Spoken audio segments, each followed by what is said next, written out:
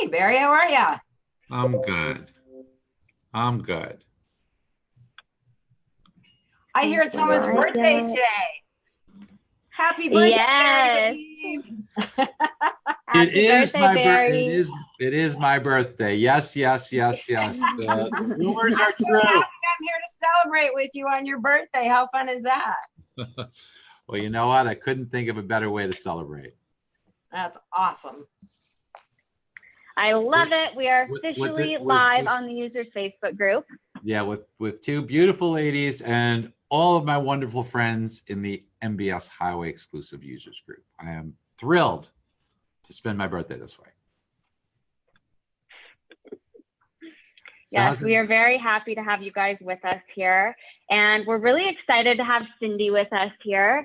Cindy is going to drop some knowledge today for all of our subscribers. And really, we're going to talk about how we can make, 2019 the best year yet. Yes. Yes. So thanks, Megan, and thanks, Cindy. Cindy, thanks for joining us. Our subscribers have been really excited about spending time with you because you know what, Cindy, you've helped so many people. You've really kind of well, Cindy and I have such a great story of how we met back in 2001 in Santa Fe, New Mexico. But it's been a great friendship, and we kind of became friends instantly. Kind of became really close friends, and I've been so amazed to see you not only be a top producer and company leader and author and speaker and TV, and you've pretty much done it all. And now, since you've mastered everything you've done, now you're doing such a masterful job at coaching, which is really, really great to see. And I get to hear from people that have been working with you who have just been saying how transformational it is. So I'm thrilled. I know Megan's thrilled to have you here. And I've got some questions to ask you that I think that all of us, all of the listeners here are going to benefit from. So welcome. Well, thank you. As you know, obviously being great friends and following you for so many years and having you as a mentor and a friend through all the crazy rides that we've had in the mortgage industry, it just continues to get more interesting as we go. But I'm thrilled to be here. Thanks for asking.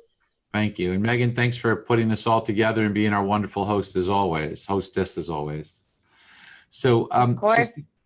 so Cindy, so here's the thing. We know that the market has some challenges currently. And because you get to talk to so many people and coach them through it, are there some things that you're hearing that you're saying, oh, kind of like a doctor who hears the same set of symptoms from patient after patient? Are you hearing those same symptoms from people in our industry that are coming to you and saying, Cindy, this is some of the challenges I'm facing? What are you hearing out there, Cindy? Well, obviously we've got a lot of people in our industry that have been in this for many, many, many years. It's my 31st year, which is just hard to even imagine. But yeah, I am. And I think what's interesting, there's kind of this theme of people that have been doing this for a very long time, probably 20 years plus, who suddenly their business has fallen off in a pretty meaningful way. Their referral partners are retiring. Their referral partners aren't doing as many deals, meaning their realtor partners aren't selling as many homes. And I'm talking to a lot of actually top producers whose business is off 20, 25, 30%. And they're trying to figure out how to get it back again. What am I doing wrong? Because what I was doing is no longer working. And there's a theme around that with a lot of originators that have been in the business for a long time.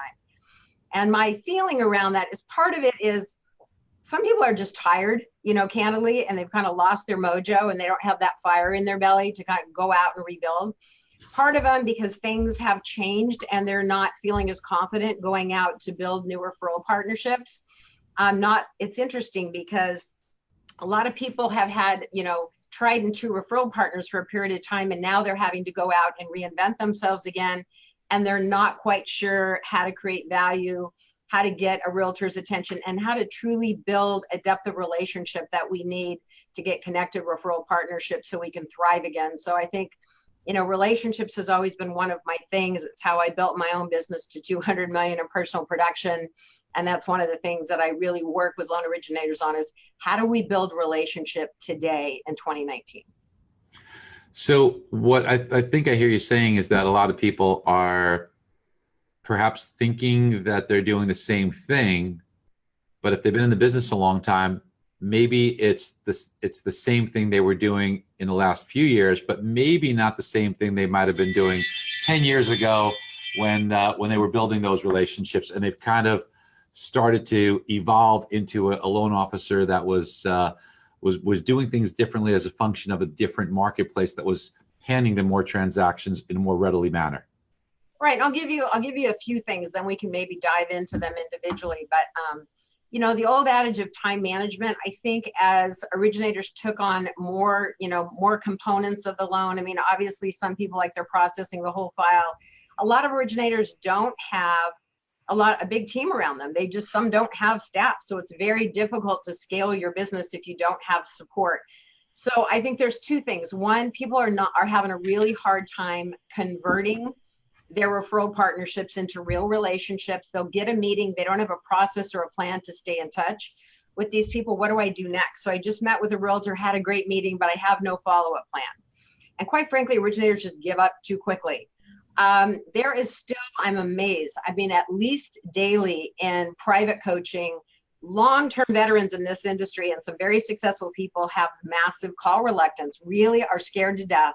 Same old thing, to pick up that phone and cold call a realtor or try to get a meeting. So there's still a lot of fear. So I talk people off the ledge a lot around how do we get comfortable in our own skin? And it's really about how do we create value when we're having that conversation or making that first call.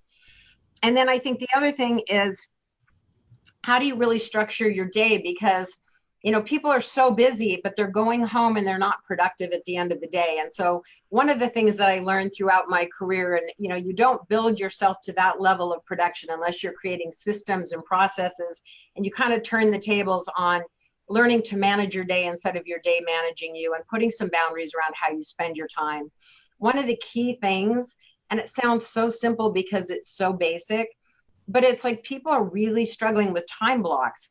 And it's like, it sounds silly because we talk about it so much, but if people just will block 1 hour a day, and I just, you know, we always talk about before the hour of noon, because once the day gets away from you, you'll never do it.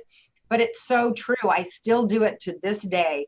And even if you feel you can't do it, if an originator can't do it 5 days a week, to do it 3 days a week and plug in your calendar from 10 to 11 or 11 to 12, that you are going to hunker down and leave your email by the sideline and put your phone on mute. And you're going to focus on income generating activities and relational activities so that you're moving your business forward each and every day. And that's how we really begin to shift the momentum. So lots of things there. I've always called up being on offense as opposed to being on defense. When you're responsive, you're on defense, and harder to score when you're on defense. You have to definitely be on offense. You know, you mentioned something about call reluctance, and Megan, I want to kind of bring you into this because, you know, Megan's a millennial. Megan grew up in the texting world, right? And I remember when you first started with us, Megan, it was kind of really hard to get you to actually get on the phone and talk to people. But you have done a 180 on that, and you are like so effective on the phone. So I think it would give us a fresh perspective, Megan, if you would just share with us some of the things that you went through. Just take a minute here and give us that before we go on to this. And by the way, Cindy, you know, a version of that, staying on offense, as simple as it sounds, working from lists. I live on lists. Everything's on lists. I don't want anything to slip through the cracks. And you have to have a list at the end of the day. Know what your plan is for the next day, because that's your offensive game plan. That's how you're going to move forward. So go ahead, Megan. Yeah, so when I started at MBS Highway, I was so afraid of talking to people on the phone, and it showed through the way that I spoke. And that definitely, like Cindy said, you just got to dive in there, and you just have to start doing it. You have to start making these calls. I definitely am a big fan of time blocking on when I need to make calls. And thanks to Barry, is a huge tip that he taught me, is to make your call list the night before. So I make my call list the night before, who I'm going to reach out to. I even put, you know, where they're located so I know when I can call them. Barry divides it into like AM and PM calls. And that really helps just set you up for the day so you're ready to go. You know what you're going to be talking to these people about. You have a plan of attack. And that just helped me feel more prepared, which I think showed up in my language and the way that I presented myself as well. And then obviously another big key component, I think about it when you're making calls, is you have to feel comfortable with what you're talking about. And personally, it took me kind of learning MBS Highway to feel that. But as far as LOs, I really think just knowing more about the market, having a plan of attack of why you're calling these individuals, that's going to make you feel more comfortable and confident and sound that way on the phone as well. It's really good stuff from a fresh perspective. So Cindy, let's get back to what you were saying. So you're hearing these symptoms, right? And you know what some of the basics are. You know, you have to plan for it in advance. And I think we all agree with you, because Megan just kind of reiterated that, and I reiterated that. So what are some of the things that you're teaching people to do? I mean, they come away after working with you and they really feel like they've gained so much. Give us a little bit of those secrets, if you don't mind there, Cindy. Well, there's a couple of different things. I mean, I've got 3 different coaching platforms. One is the one that I launched today, the 90-day Jumpstart to Mortgage Success, which is more tactical, like how to overcoming challenges. And I'll share I'll respond to your question. And then my Mortgage Mastermind Elite Group, which I know several people have joined MBS Highway because it provides so much value for them. And that group, we do live retreats together. So honestly, we work a lot on ourselves. So it's not just the outside tactical part, but we're really working on how to really get clear on our own strengths and why we do what we do. And, you know, I was just on my 90-day Jumpstart call, and we were talking about Simon Sinek's, you know, my favorite talk of his on, you know, start with why. And people do care why you do what you do. They don't care what you do or how you do it. They care why you do it. So, you know, it's like when you call that realtor partner, when I was coaching a woman yesterday, been in the business like 27 years, and she said, I'm so resistant to pick up this phone. And she was so in her head, you know, as mortgage originators, we're always locked up here. And what I try to have people do is understand why you're doing what you do. You know, you're helping people create, you know, one of the greatest wealth tools in America today. You're helping them achieve their dream of home ownership. You're creating so much value. So when you're calling a referral partner to just drop out of that headspace and really reconnect to your heart as to why you do what you do. You are really here to serve your clients, to serve your referral partners, to create massive value. And when you can step into that space and consciously kind of get yourself grounded before you make that call and show up in service to your referral partners as a benefit, a value add. You know, when I lead a training called Connection to Conversion, and it's how I lead my first realtor meetings, because I still call in realtors, I still meet with them.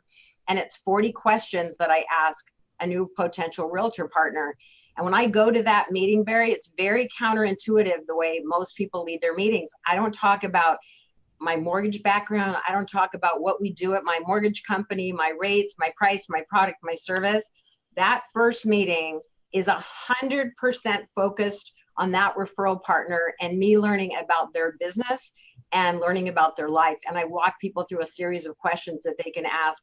And that relationship can be built much more quickly from that perspective, because we want to build connected relationships. And then getting into the price, the product, the service, that can come in the second meeting. But I really want to get people thinking about, we've got to build connection, because that's how we compete against the Amazons and the Zillows, and that, you know, we've got to be that trusted, connected referral partner that they trust. Love that. I love that. So give us a couple of those 40 questions. You know, what are, give us a few of those then.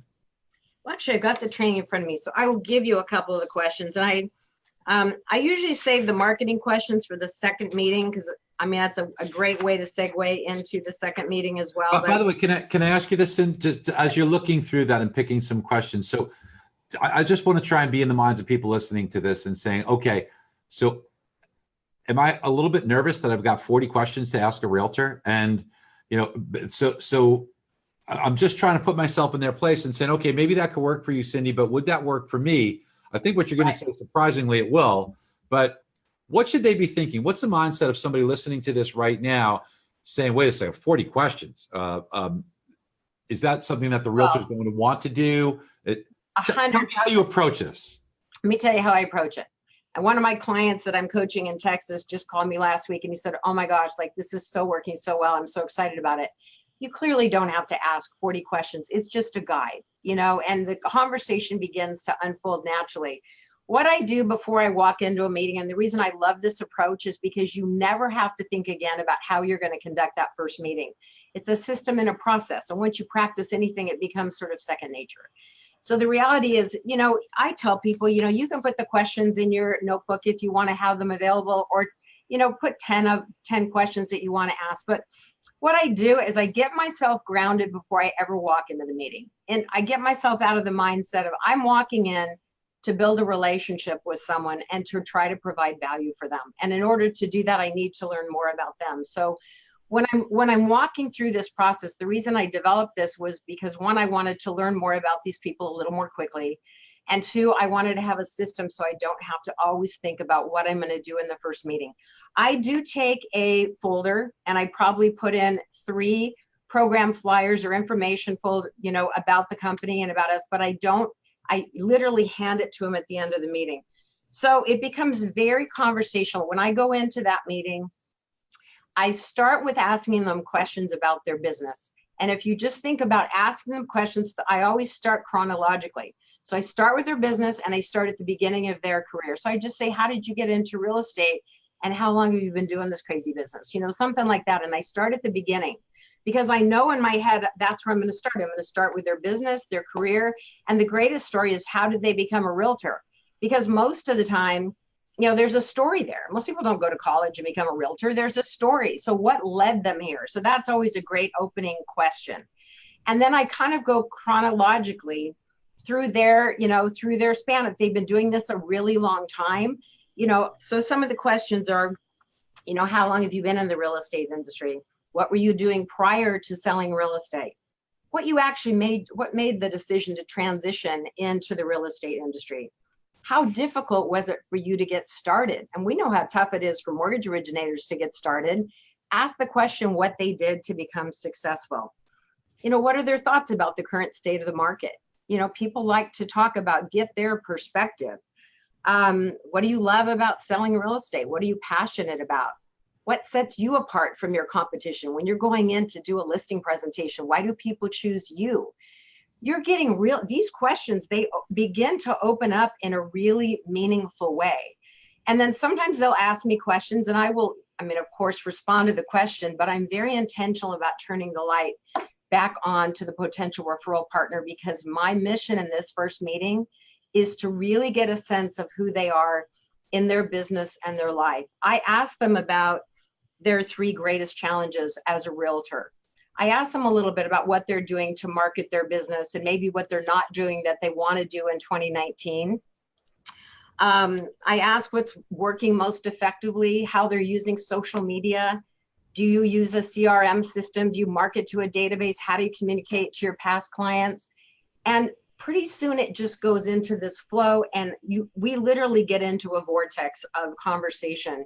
So Cindy, first of all, I love this, okay? And because what you've done now is you've kind of gone back with areas where you can help them. So if they like social media, but maybe they share with you that they're not familiar with it, that's an area you could help them. You could add value to them. And so all of the things that you pointed out, and by the way, Megan, for us and those of you that are listening to this, please go into Presentation Expressway and see Megan's brilliant 10-minute video on how to teach realtors how to market their listings on Facebook. It's absolutely lights out, wonderful. And she even put the PowerPoint slides in a very clever way to get you on there. So kudos to Megan on that one.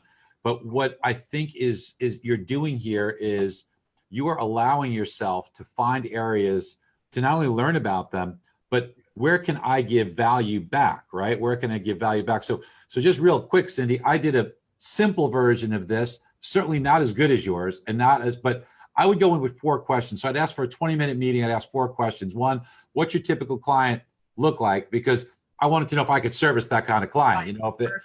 So that was a simple question. Secondly, what's your business? What do you think your business should look like in 5 years and why?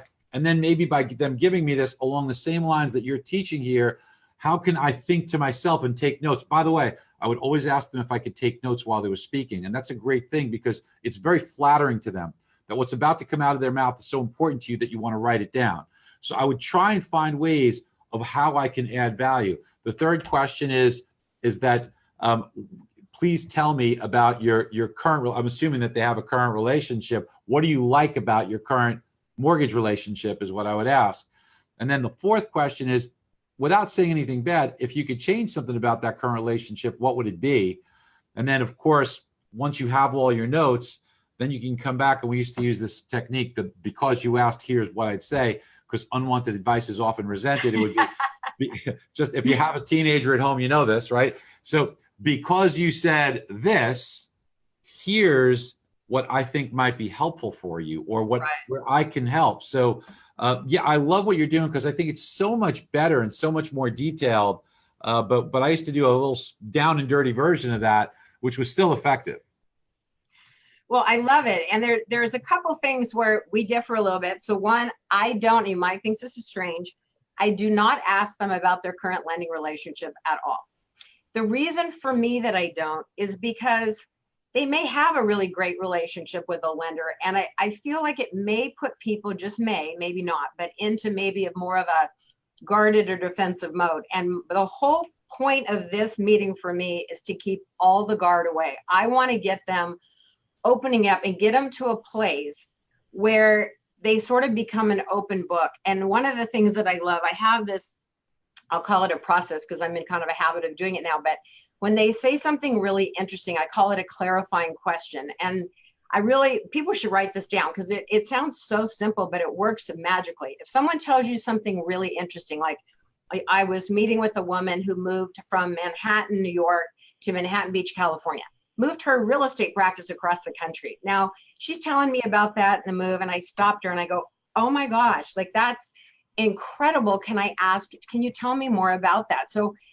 you're asking the same question, but in a different way. So they can't just give you the top shelf answer because they've already answered the question that way. They have to go deeper. So you say, that is amazing. Do you mind telling me more about how you did that? Then they get more granular. And so I'll stop them 3 or 4 times during the meeting. But after I go through asking the real estate questions and sort of chronologically, then I thank them. I just go, gosh, that was so helpful for me. I learned so much, and I genuinely do. And that it was so great learning so much about your business. Tell me about you. Like, I want to learn about you. Where were you born and raised? Now I ask them about their life, and I start chronologically from where were you born? Where were you raised? Where did you grow up? Do you have family? I have a whole 20 questions and Cindy, about their life. Cindy, by the way, for most of these people, many of them have never been interviewed for, so this probably feels very flattering to them, right? And they're talking about their favorite. If this is not their typical lender meeting, I can assure. Correct. And they're talking about their favorite subject, which is themselves, right? Right. So for anybody listening to this and being somewhat hesitant to, would this be welcome? Cindy, please tell everybody, I think I know what the answer is going to be. How does the typical realtor respond to something like this? Not just from your experience, but from your students' feedback to you. How does the realtor response, how is that when this approach is given to them? Well, Tom, who I'm coaching in Texas, when he called me, it's like a week and a half ago, and he said, I have to tell you, I was uncomfortable about using this approach because it was so new. He's been in the business 42 years, 42 years. So talk about having to teach someone some new tricks. So he latched onto this. He goes, I'm going to study this. I'm going to really study this, and I'm going to try it. So he has now met with 3 realtors using this approach. And he said, it's been unbelievable at the level of connection when he leaves that meeting. I'll give you an example, Barry, because I think, and I've had these meetings over and over with men, women, it doesn't matter. And the other thing that's kind of beautiful when you use this experience is you're also going to learn in this, like, who you don't want to work with. It's not just about who we want to work with, but you learn a lot about someone and how they show up. And if they're guarded and they're not, friendly, and they don't want, then I'm really clear pretty quickly that this is not the person I'm going to focus my time, my energy, and my attention on. But once I get through the asking them the personal questions, so I'm going to give you an example. And I get this is not comfortable. This is why new skills take practice. But I was meeting with a woman. She manages a 160-person office. She's a branch manager. The way I started to connect with her initially is on Facebook. And I highly recommend picking 20 realtors, connect to them on Facebook, and begin to interact with them on their Facebook page. Be interested in what they do. Comment on their posts.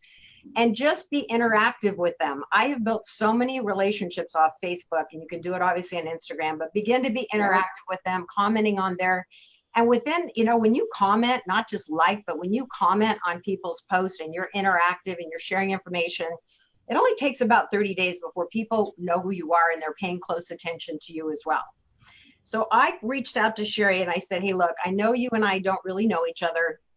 We're friends on Facebook, but I know that we have a couple of very close mutual friends. But I said, you know what, Sherry, I just really like your energy. I like the way you show up in the world. I like the way you interact with people. And I'd love to just learn a little bit more about you and your business. Would you be open to grabbing lunch with me so I could learn a little more about you? And much to my surprise, she just said, sure, that would be great. But see, she already had a little interaction with me for the past 30 to 60 days. So it wasn't completely a cold call. So we went. Go ahead. Yeah. So no, Cindy. I just first of all, I just want to jump on some of the things that you're saying before you just continue because they're so great. And by the way, just a quick side note. I know the Tom you're talking about, and I love him. He's awesome. He just sent me a really lovely face. Yeah, he's on here right now. For my birthday, by the way. So, and when you're done, we're very blessed because Megan happens to be an expert on how to cultivate this engagement. This is where she has real expertise. I want her to comment on that, but finish the story there. And then Megan, I want you to explain and help people understand how important this engagement and the tricks that you know that can help people do it. So go ahead, Cindy, I'm sorry.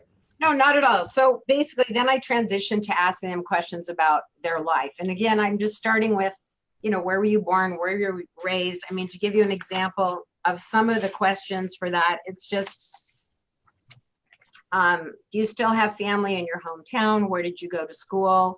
What was your major? Did you ever think that you'd be selling real estate when you graduated college, if they went to college? Ask if they're married. If so, how long? Do they have children? How old are the children? What are the children? If the children are young, are they in sports? I just ask human questions about their life. But I had an experience not long ago with a realtor, and she was asking, I was asking about, did she have children? And she said yes. But she made a comment that she had a child that died 2 weeks after birth.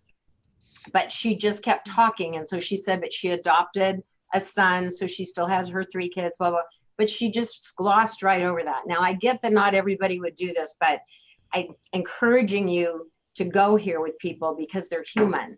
So I stopped her. It was a clarifying question. And I said, can I ask you a question that I'm totally understand if it's too difficult for you to talk about, but I'm a mom of 3 kids. I can't even imagine losing a child at 2 weeks old. Do you mind sharing what happened? And she got tears in her eyes and she told me the story about what happened. He was born ill, only survived 2 weeks. And years later, she decided to adopt a son. But in that moment of me asking that question, this relationship was developed. We were connected on such a deep level because it was a very human question and we had very real human interaction together in an emotional space. And when we left that meeting, Barry, she stood up, someone I didn't even know, put her arms around me and she said, I feel like I just met my new best friend. There was connection, and that's what I'm teaching people. This is not about raise, product, service. We're connecting, and we need that in today's world. Cindy, God bless you, because that's great. By the way, Cindy, you did that with me too. So you just do that. Anybody I know, you just do that naturally, and yeah, don't be afraid of those deep connection discussions, which are hard for most people, which is what makes you very special, and it's so special that you're teaching people that. Megan, I want to ask Cindy some more questions, but can you just share with us, because you're so good at this, you're such an expert in the Facebook engagement and comments and what happens there and how you do it. Can you give us just 2 minutes worth of tips here? Because you're like the best person I know that understands this stuff. Come on, train me, Megan. Yeah. Well, I think it's a great idea to go out and make Facebook friends with referral partners and really just potential referral partners, because what it is it's touch points. Just like you were saying, Cindy, you know, you have to have so many touch points in order to really be able to connect with someone and get that next level, maybe that next meeting. And also, you know, commenting is a huge thing. If you're only liking, everybody's liking. You have to give value back. You have to step into that relationship and be a part of that relationship in order to build it. And social media is great. You can see what they do in their daily life, what they do outside of mortgages. And again, that's going to give you something else to talk about. That's going to allow that connection, like Cindy is saying, to start to build. And I love it, Cindy. That connection is what's going to keep you being a referral partner, because now you've formed a friendship, you've formed a bond, you've shared things that are very personal. And that's what's going to keep that relationship very close knit. And another thing that you can do, even if you're not adding these people as friends on Facebook, there's so many different groups where you can go to get potential referral partners. You know, I've joined so many different groups of loan officers, of course, trying to get them to sign up for MBS Highway as the end game. But go out there, join real estate agent groups, join these different groups where you can start to provide value for them and start to build those relationships as well that way. And I think that that can be a very powerful tool. You know, Megan, you said something a while back when, you know, you're kind of teaching us a lot here as far as the difference between, you know, commenting and the effect and the impact that it has. Is you said that, you know, likes, that's a number because they look how many likes they got, but comments, that's a person. Yeah. You know? And there's a very big difference there between, you know, just being a number or being a real person that has an impact on that individual. You know who commented, okay? You know the name, because we all read the comments on our posts. The likes, sometimes we see who liked it, sometimes you don't. If you got a post that's got 400 likes, you may look at the names, but you're glancing over them. The comment, and then what happens is you go back and you have to sometimes comment on their comment and engage them and maybe begin the dialogue that Cindy's telling us is so important to have. That's great, Megan. By the way, Megan, what does it do to your post when people start commenting? What does that do to the post?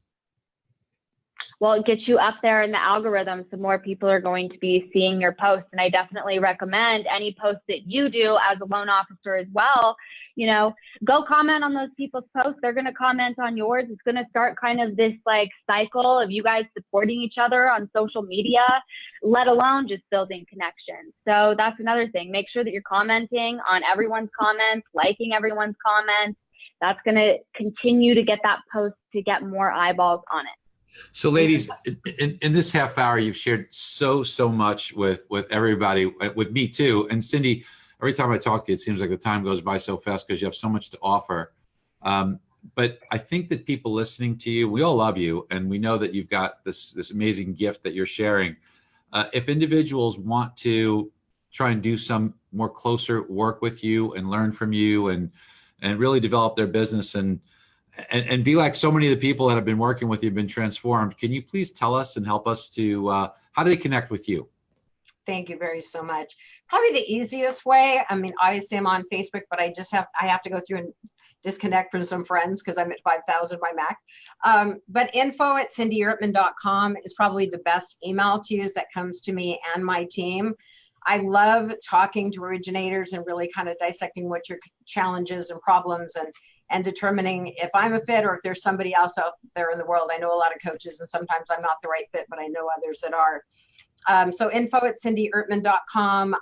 CindyErtman.com is my website, and that lists my 3 coaching programs that I have, my Mortgage Mastermind Elite Group, my private coaching, and my 90-day Jumpstart, which, by the way, my 90-day Jumpstart to Mortgage Success, it just launched today. I've had 4 people sign up just today, so it's still available for people to sign up. It's a 90-day Jumpstart. We do 2 Zoom calls a month, and it's just really a very deep dive for 90 days to kickstart your business in 2019. So we had 40 people on our kickoff call today, so super excited to have major originators from all over the country join us to kickstart their business. So I would love to support your audience. And Barry, I also just have to say that clearly, you know, I'm a huge fan of yours and MBS Highway, but with so many of my coaching students, you've been so gracious to come do calls with me and my coaching groups. And with what the tool that you provided at MBS Highway, what it's doing for my membership and my coaching clients is profound. I'm a huge fan.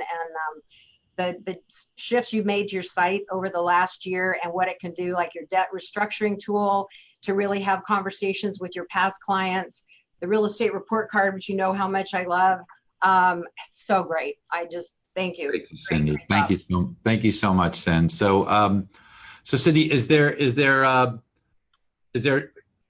way that you would suggest individuals start with your program? What would be the best? Like somebody's listening and they're saying, okay, Cindy, I know you offer these different things. Where should they in what category should they be looking for first, or what's the best way for them to get started with you? Well, you know, I know that I sent over to Megan. I think you're going to post it in the comments. Yeah. On my site, there's a resource section. I know Megan's going to post it in the comments. Take my mortgage satisfaction assessment.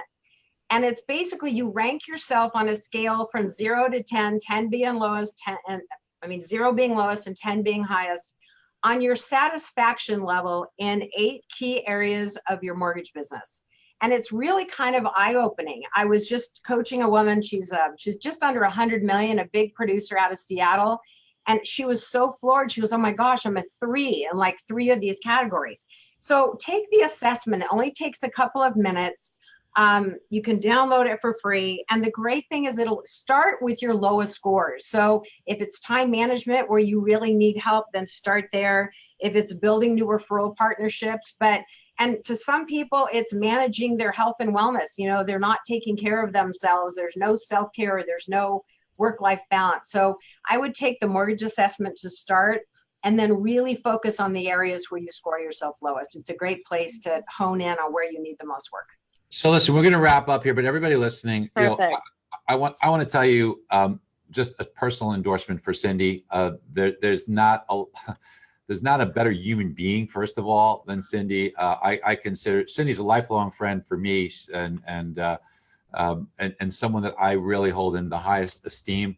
And I know that anything she puts her mind to, she's going to be successful at. But she's one of those people that really cares, and she's going to want you to succeed in a really strong way that you're not going to be able to help but succeed if you work with Cindy. So if you make that decision to do that, I know that you'll be happy. And I'm going to just share one quick thing here. Okay. So I'm going to give away just a little secret.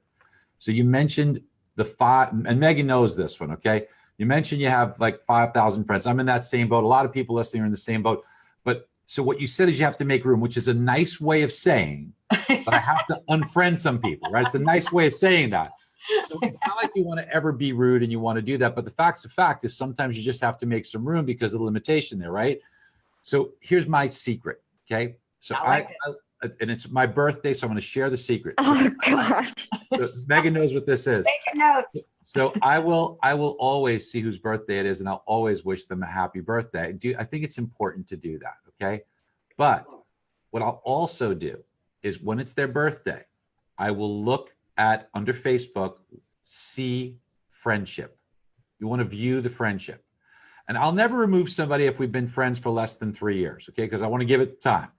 But if I've been friends with somebody for 3 years or more, and I view friendship, and they've got for me all this communication and all this nice stuff and all these good wishes and all these likes, and I've not gotten anything from them, that's probably somebody that I don't feel is bad making room for somebody else, okay? So that's your secret. That's your secret move. I like it. Oh, it's so funny. On their birthday. Cindy, I do have one question for you, though. People were asking about the email again. Just to confirm, that's info@cindyrtman.com. Yes, that's probably the best one. Okay. All right. Perfect. Well, Cindy, love you. Thank you, Megan. Love you. Thank you. You guys are great. You guys make me look good, for goodness sakes. Thank you so much for being on. And really the biggest thank you goes to you guys who are MBS Highway family, who we are so appreciative of. None of this would happen without you. And to say that we are so thankful for you would be a total understatement, because you're really important to us. And I hope you know how much we really try every day to add value to you. So thank you for tuning in. Thank you for being here, Cindy. Thank you, Megan, for putting this all together. We appreciate you guys very much. God bless you all. Thank you.